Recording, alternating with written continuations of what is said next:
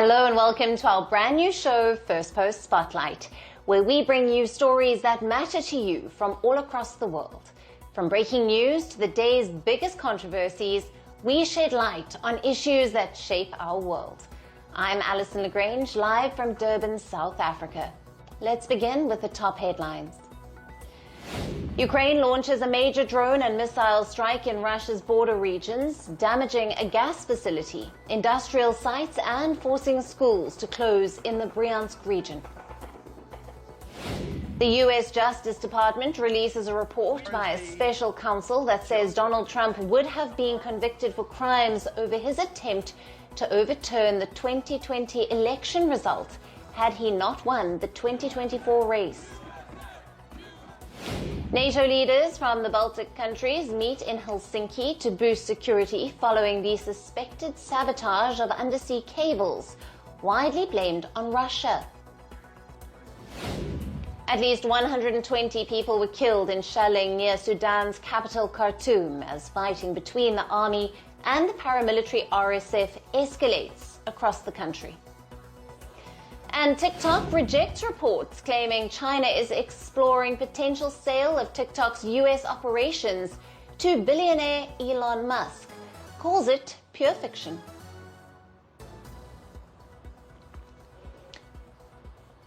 Hello and welcome. Today we begin with the latest on the devastating Los Angeles wildfires as two major blazes continue to burn across the Californian city. Firefighters are in an extremely critical stage of their almost week-long battle. Although they made progress over the weekend containing 2 fires, but now authorities have issued an expanded warning about dangerous winds that could stoke the flames and amplify the wildfires.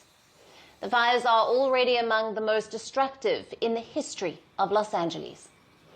At least 24 people have died, and the toll is expected to rise as the search teams fan out for victims. Over 92,000 people remain displaced. More than 12,000 structures lie in ruins, including homes, buildings, and some vehicles. Nearly 40,000 acres of land has been scorched, and the fight against these wildfires is still not over. How many wildfires have ravaged California, and how did it all start? Let me break it down for you. Now, the first fire began in the Pacific Palisades on the 7th of January. The other fires, the Eaton and Hearst, broke out on the same day. 14% of the Palisades, which is the worst one and has scorched around 24,000 acres, has been contained as of Monday. The Eaton fire, affecting the northern part of Los Angeles, which has burned more than 14,000 acres, has been 33% contained.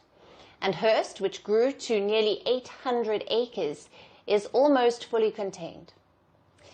The earlier Kenneth, Archer, Lydia, Woodley, Olivia's, and Sunset Hollywood Hills fires have all been contained. Investigations are underway to determine what triggered these fires, and authorities are looking into all possibilities. Now, the first is old fires. Around the 1st of January, a small blaze broke out near the Palisades. This fire was caused by fireworks, but was contained by the LA Fire Department. But strong winds could have reignited it, and old embers could have made it bigger. The second is climate change. Southern California has been experiencing a drought for 2 decades, but this extremely dry region witnessed an explosive vegetative growth after unusual rainfall for 2 years. This year, the city saw its driest winter, making the region a tinderbox. So even the smallest spark could have ignited a fire. Lightning, the most common source of fires in the U.S., has been ruled out as cause for the Palisades and Eaton fires. The third possible reason could be power lines. Usually, when there are strong winds, Los Angeles cuts power to houses. But in Eaton, the electrical company reportedly failed to de-energize the overhead wires, despite a wind warning by the Weather Service. The fires were fanned by the Santa Ana extreme winds. These fierce gusts have largely been blamed for turning the wildfires into devastating infernos. But amid the devastation, in Malibu, a $9 million mansion stood unscathed, while houses around it were reduced to ashes. Its owner called it a miracle and said the key to his mansion's survival was concrete, along with a fireproof roof and a solid concrete perimeter wall. In coastal California, which is hit frequently by hurricanes, tornadoes, earthquakes, and wildfires, most people prefer wood to build houses. It's lightweight and it's cost-effective. But in recent years, as wildfires in the region worsen, wood's susceptibility to fire has proven to be a major drawback as it fueled the flames further. Now, to battle these wildfires, there are at least 14,000 firefighters on the ground, 84 aircraft and over 1,300 fire engines have been deployed. Air tankers are also blanketing rooftops, vehicles and streets with a bright pink powder known as Phosgene, which is a fire retardant, and this is to combat the wildfires. This has been widely used across the United States since the 1960s. America's neighbors, Mexico and Canada, who incoming President Trump has picked a fight with, have sent firefighting teams. Even Ukraine's President Zelensky has offered to send 150 firefighters. Back home, there is also a political firestorm raging. The Republicans have launched a campaign against the Democrats over the wildfires. Their primary aim has been California's Governor Gavin Newsom. Trump, who has had a long-standing feud with Newsom, called the governor incompetent. Now, in the latest, Gavin Newsom also responded to Tesla's CEO Elon Musk, who targeted him over the current crisis. Newsom accused Musk of encouraging looting in an escalation of a row over disinformation surrounding the fires. Earlier, Elon Musk reposted a message on X that falsely accused the California governor of decriminalizing looting. The war of words comes amid concerns of a looting spree in California after owners who had been forced to abandon their homes later returned to find their contents had been burgled. While this political firestorm may not end anytime soon, for now California is racing to contain these fires, as dangerous red flag winds are expected to trigger explosive fire growth. Now, moving on to some news from North Korea, where its leader Kim Jong-un has continued with his missile testing spree in the new year. North Korea has fired short-range ballistic missiles into the sea. Experts believe that the latest launch was a message to the US President-elect Donald Trump's incoming administration to either build pressure or to assert the regime's presence. The ballistic missile launch was reported by the South Korean military. Seoul said it detected several short-range ballistic missiles fired into the East Sea or the Sea of Japan. It added that the missiles were launched from North Korea's Gangai area. Our military detected several projectiles which appeared to be short-range ballistic missiles launched from North Korea's Jagong province toward the East Sea. Our military has strengthened our monitoring and vigilance for possible additional launches, while closely sharing information with the United States and Japan and maintaining a full readiness posture. South Korea said the launch violated UN Security Council resolutions. This morning, North Korea conducted another missile provocation 8 days following January 6th. This is a clear violation of UN Security Council resolutions. Our government will sternly respond to North Korea's provocations based on a strong defense posture and the solid South Korea-US alliance. The launch came as Japanese Foreign Minister visits South Korea for a series of meetings with top officials. The two Asian neighbors are trying to boost ties ahead of Trump's inauguration. The bid to deepen ties also marks efforts to restrict growing threat from North Korea. North Korea has expressed interest in strengthening its nuclear missile program, and their actions, including their missile launches, are threatening peace and security of Japan, the region, and the international community. Pyongyang's flurry of ballistic missile launches in recent years has plunged the relations between the two Koreas to their lowest point. The latest launch marks North Korea's second test firing this year. Last week, Pyongyang said it launched a new hypersonic missile. The images from the test firing, released by North Korean state media, showed leader Kim Jong-un and his teenage daughter observing the launch. North Korean media reported the use of a new compound of carbon fiber in the missile's engine. Now, experts warn that this could allow Pyongyang to hit further targets using technology that only the US, Russia, and China have. The launch came in the backdrop of the US Secretary of State Antony Blinken's South Korea visit. The top American diplomat warned against North Korea's growing ties with Russia as Pyongyang sent thousands of troops to fight alongside Russian soldiers in Ukraine. Blinken also expressed concerns over the possibility of Russia, which is a veto-wielding UN Security Council member, accepting North Korea as a nuclear state. This is a two-way street. The DPRK is already receiving Russian military equipment and training. Now, we have reason to believe that Moscow intends to share advanced space and satellite technology with Pyongyang, and that Putin may be close to reversing a decades-long policy by Russia and accepting DPRK's nuclear weapons program. Russia's nuclear nod to North Korea would act as a huge blow to global consensus seeking Pyongyang to end its program. And moving to Southeast Asia now, where the Philippines continues to tackle increasing threats from China in the sea. For 11 days now, China has continued to station its monster Coast Guard vessel inside Manila's internationally recognized exclusive economic zone in the South China Sea. China's latest action demonstrates its increasing aggression in the disputed waterway, and it has once again led to a face-off between Beijing and Manila. The Philippines has now deployed its air and sea assets in response to China's actions. Manila says 2 of its Coast Guard vessels are constantly shadowing the Chinese ship and are monitoring its activities. The Filipino Coast Guard have also sent repeated warnings to the Chinese crew over the radio, asking them to retreat and to end the unlawful operation within Filipino waters. Manila says the Chinese vessel was first seen just 70 nautical miles off the coast of the Capones Island of Zambales province, and denouncing the Chinese vessel's presence as an act of coercion and aggression.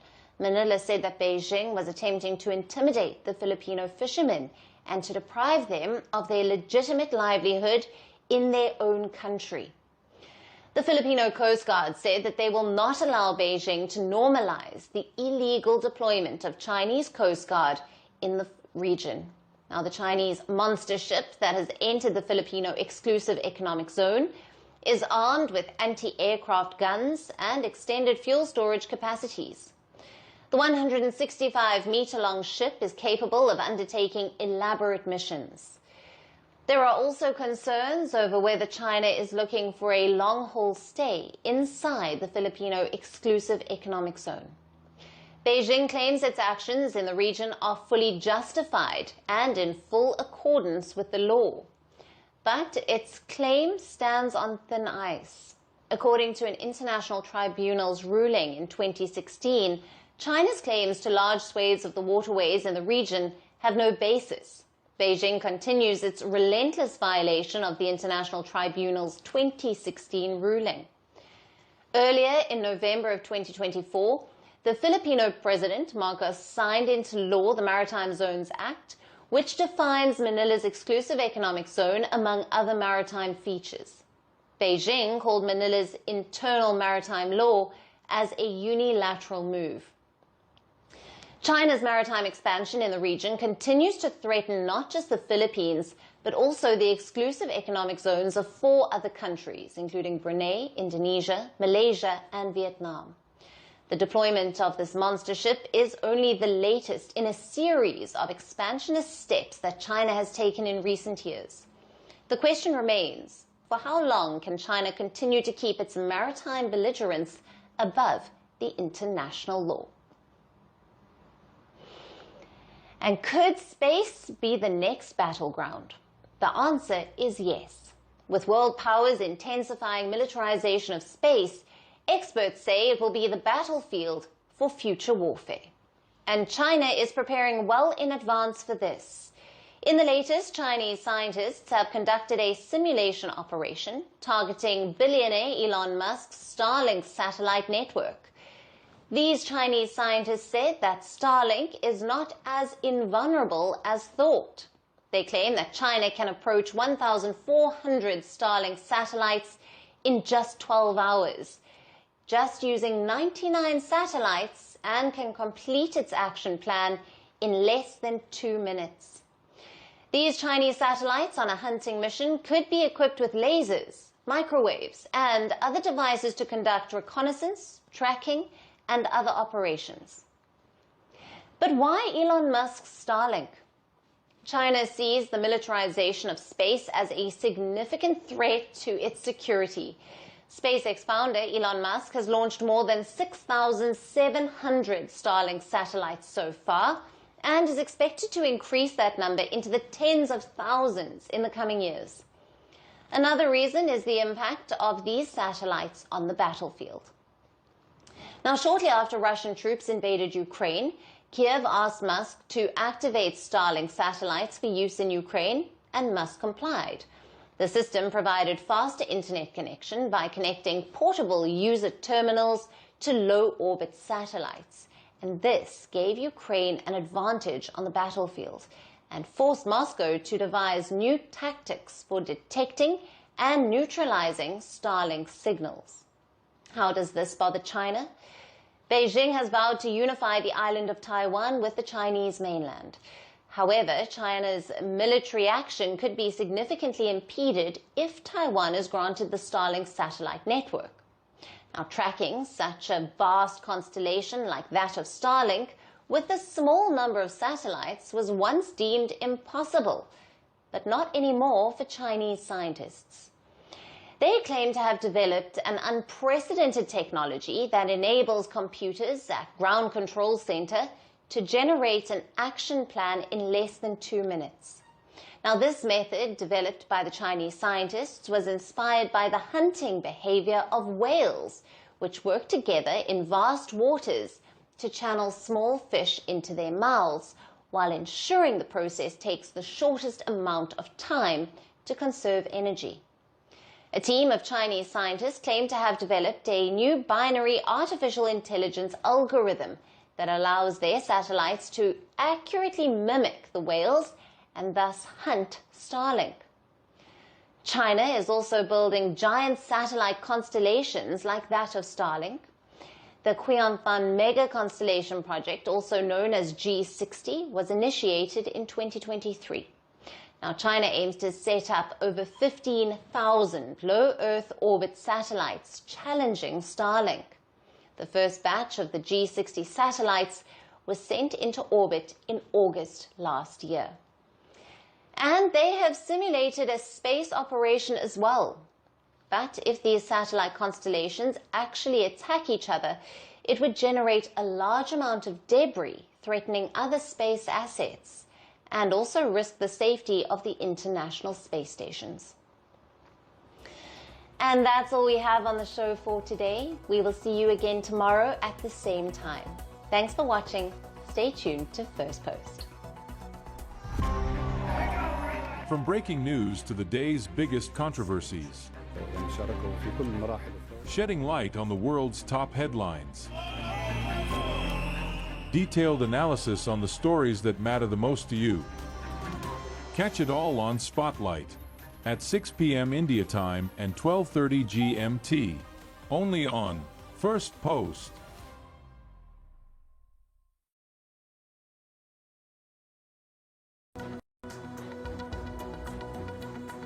Hello and a very warm welcome. I am Gusheen Garland and you're watching Firstpost. In the next few minutes, I get